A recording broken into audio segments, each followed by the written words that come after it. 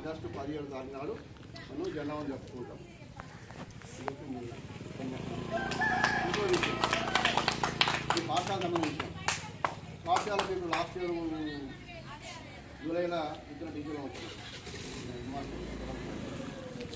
ఈసారి సమ్మర్లో మేము దాదాపు ఒక్కొక్క ఇంటికి 10 సార్లు పోదు, ఒక్కొక్క పీరియడ్కు ఒక 100 సార్లు పోకూడదు.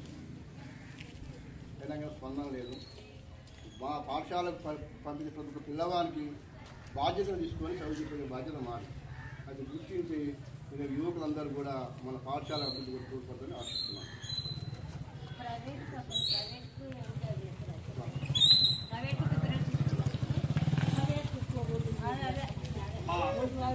ప్రాథమిక పాఠశాల పిట్టంపల్లి హరిజన కాలనీకి విచ్చేసినటువంటి గ్రామ పెద్దలకు, అదేవిధంగా విద్యార్థులు, యువకులు, మా ప్రధాన ఉపాధ్యాయులు గారికి అందరికీ కూడా 79వ స్వాతంత్ర దినోత్సవ శుభాకాంక్షలు తెలియజేసుకుంటా ఉన్నాం.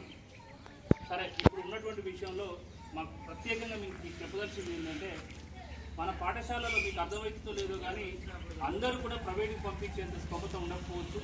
మన దగ్గరకు వచ్చే పాఠశాలకు ఒక్కరు ప్రయోజకులైనా కూడా మన యొక్క గ్రామాలకి గర్వకారణంగా తయారవుతుంది. కాబట్టి మన పాఠశాలకు అందరి పిల్లల్ని పంపించవలసిన బాధ్యత మీ మీద ఉంది. ఒకళ్ళు చెప్పకపోతే మమ్మల్ని వచ్చి నిలదీయండి, మీరు ఎందుకు చెప్తలేరని చెప్పి మా పిల్లగాడికి మీ పిల్లగాడు అయితే అదే విధంగా ఉంటుందని చెప్పి నిలదీసినా కూడా మేము సమాధానం చెప్తానికి సిద్ధంగా ఉన్నాం. కాబట్టి అందరూ కూడా ఈ పాఠశాలకు పిల్లల్ని పంపించి పాఠశాల అభివృద్ధికి తోడ్పడతారని చెప్పి తెలియజేసుకుంటూ వచ్చినందుకు మీ అందరికీ పాఠశాల తరఫున ధన్యవాదాలు. అదేవిధంగా అందరికీ నమస్కారం.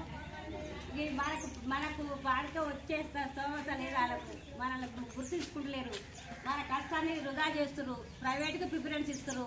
అంతా మించి నేనేం చెప్పలేదు. మనలకు ఎంత చెప్పి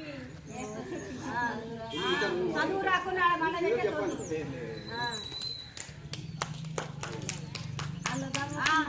ఇప్పుడు 25 ఏళ్ళు 35 ఏళ్ళు మా కాడ చదువుకున్న పిల్లలు మంచిగా ప్రజకులయ్యారు.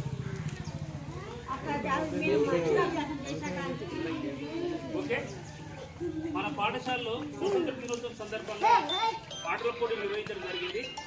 అందులో వచ్చినట్టు విద్యార్థులకు బహుమతుల ప్రధానోత్సవం ఉంటుంది. అదేవిధంగా అందరి పిల్లలకు కూడా కన్సోలేషన్ ప్రైజెస్ తేవడం జరిగింది.